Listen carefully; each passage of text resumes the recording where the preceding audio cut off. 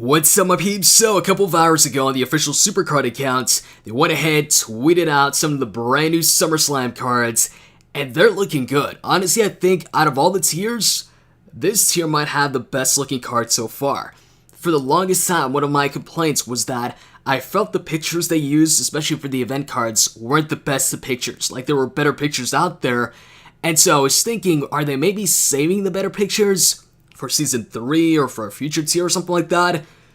Maybe they are, maybe they aren't. All I know is I'm liking the new SummerSlam cards. They're looking good. On top of that, they've also added brand new superstars that weren't in the game before. Like, for instance, right here, we've got Dana Brooke, Carmella, Alexa Bliss, all new women's wrestlers to the Supercard roster.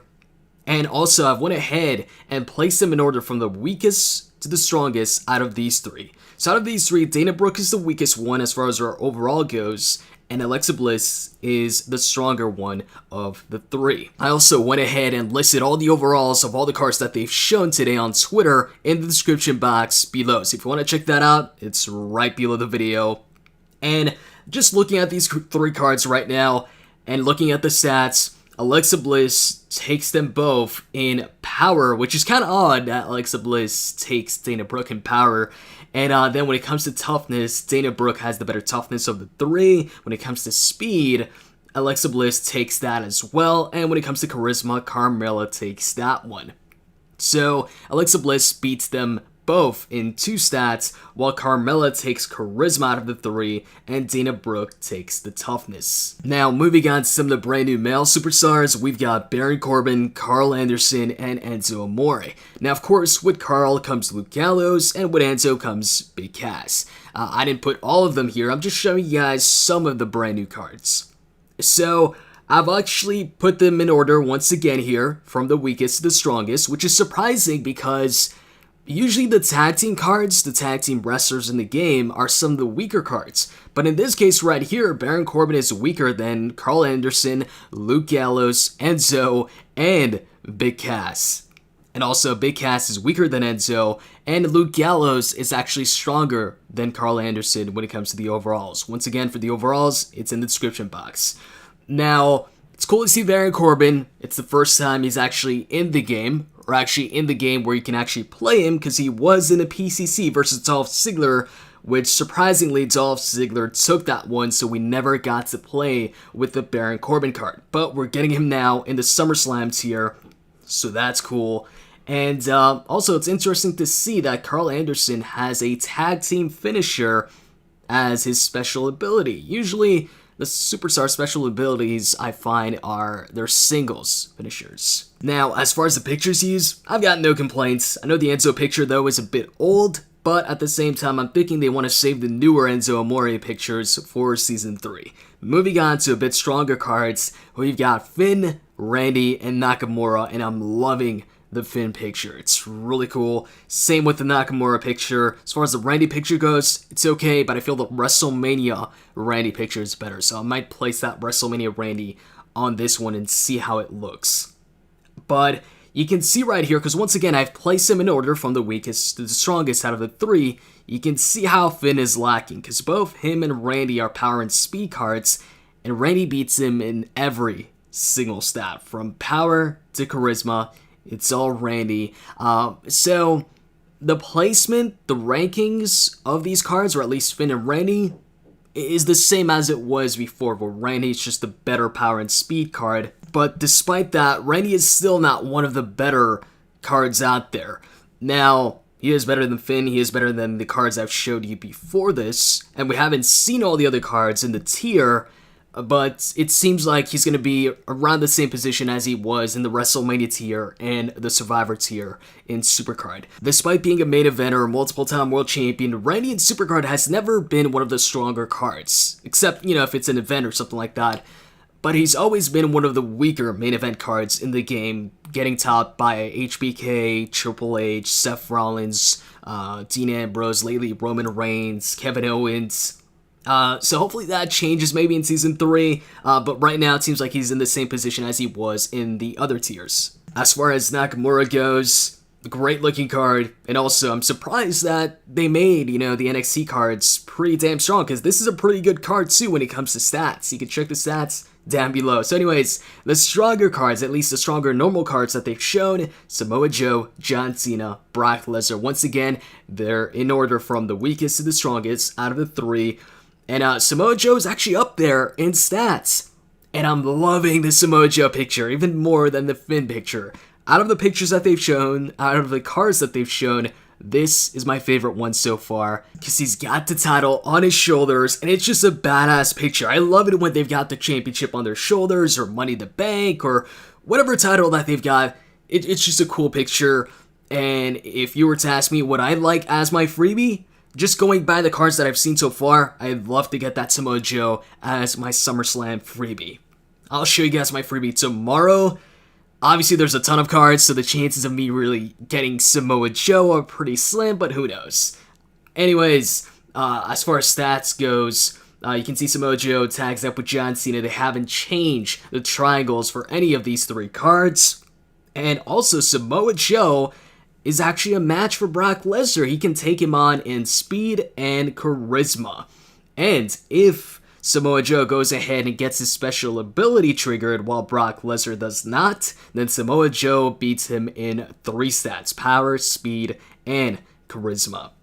Brock Lesnar, on the other hand, if he gets his special ability triggered while Samoa Joe doesn't, he still only beats him in 2 stats. So that Samoa Joe card, despite overall not being as strong as the Brock Lesnar card, can still beat him in some situations. Now, Samoa Joe compared to Cena goes ahead and takes him out in 3 stats, while Samoa Joe only has speed over John Cena.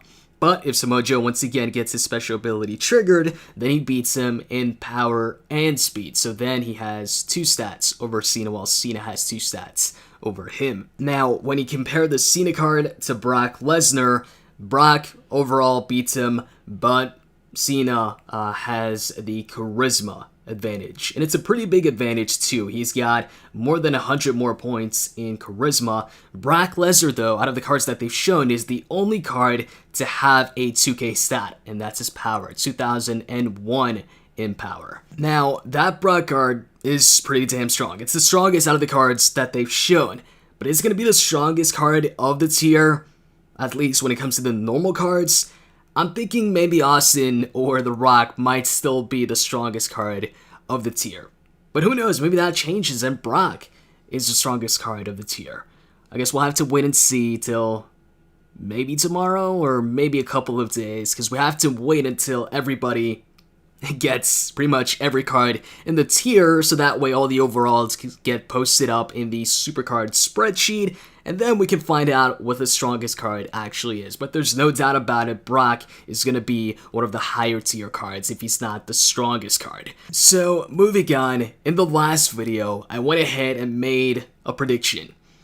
I said that I'm calling the first event card for the SummerSlam tier. I said SummerSlam tier is going to come out this week, the week of SummerSlam, because the Survivor tier came out the same week as the Survivor Series pay-per-view. WrestleMania tier came out the same week of WrestleMania. Survivor tier came out on Tuesday. WrestleMania tier came out on Wednesday. I went ahead and said Wednesday it's going to come out, and the first event is going to be Ring Domination, and it's going to be a Finn card. And guess what? It is Finn, and it's a Ring Domination event. So, I was right. Feels good, man. And it's actually, I think, the first Finn Balor card that's not the Demon Finn or the Demon King. Man, they said that so many times on Raw. Like, they could have just kept it at Demon. I know a bunch of people got confused, whenever they said Demon King, that they said Demon Kane.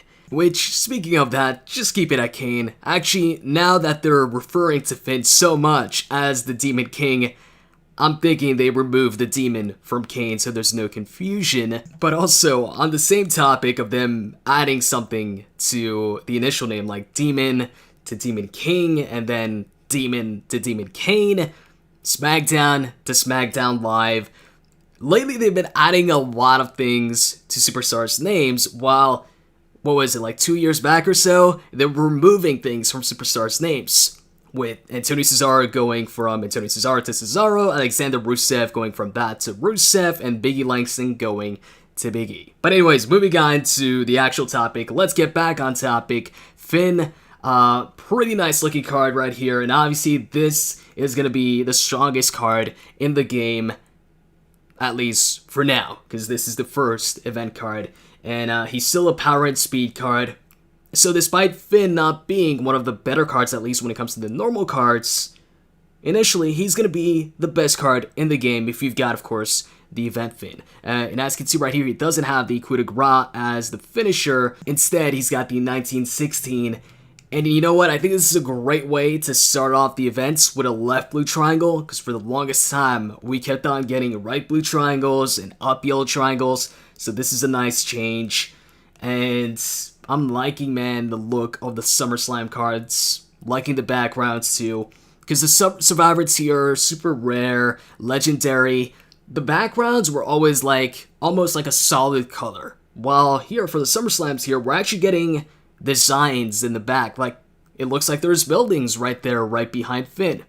So anyways, that's pretty much it. Let me know what you think of the Survivor, not Survivor, that was a while back, the SummerSlam tier. And let me know which card you'd like to get for your freebie. You've seen some of the cards right here. If you want to see the rest of the cards that they've shown today, check out the Twitter. And just let me know, who would you like to get as your SummerSlam freebie in the comments below. I've already told you guys I'd love to get the Samoa Joe card, mainly for that NXT title on his shoulder. Actually, I'd like to see if there's more cards in the SummerSlam tier with the championship. Could maybe, I don't know, Seth Rollins or Dean Ambrose have the WWE championship? I'm looking forward to it. Expect a video from me tomorrow. If you guys enjoyed the video, as always, you can click the like button down below. And I'm out. See ya.